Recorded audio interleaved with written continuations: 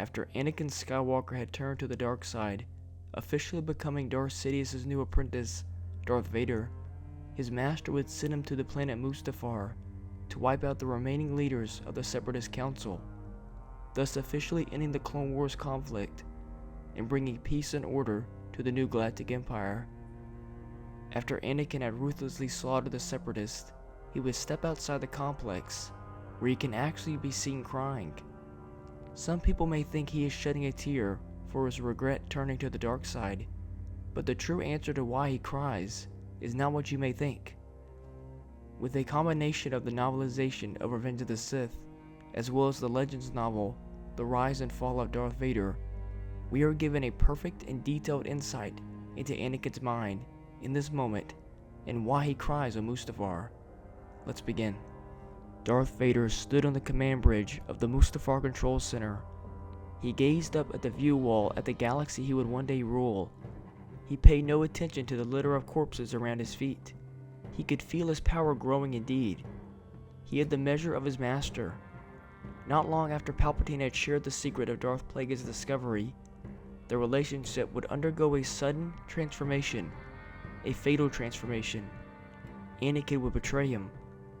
Everything was proceeding according to plan, and yet he couldn't shake a certain creeping sensation, a kind of cold, slimy ooze that creeped up the veins of his legs and spread clammy tendrils around his guts, almost as though he was still afraid. "She will die, you know," the dragon whispered, referring to Padme. He shook himself, scowling. Impossible, he thought. He was Darth Vader now. Fear had no power over him. He had destroyed his fear. All things die, it said. Yet it was though as when he had crushed the dragon under his boot. The dragon had sunk venom fangs into his heel. Now its poison chilled him to the bone. Even stars burn out, it repeated. Vader shook himself again and walked toward the holocom. Smoke had been billowing from the Jedi Temple when Darth Vader traveled to the volcanic world of Mustafar to kill the Separatist leaders in their hideout. Meanwhile, Palpatine initiated an order for all off-world clones to kill their Jedi generals, and then informed the Senate that the Separatists had been defeated and the Jedi Rebellion had been foiled. Joyous cheers had accompanied Palpatine's declaration that the Republic would be reorganized into the First Galactic Empire. After killing all the Separatist leaders, Palpatine's new apprentice Darth Vader had stepped outside the mountain fortress on Mustafar to gaze at the blazing lava rivers below. He would not mourn the lives he had taken, but for the loss of his former self, the boy who had dreamed of becoming a Jedi. He was unable to hold back the tears that streamed down his cheeks. Anakin Skywalker was gone. Or was he? After all, Padme had fallen in love with Anakin, not Darth Vader.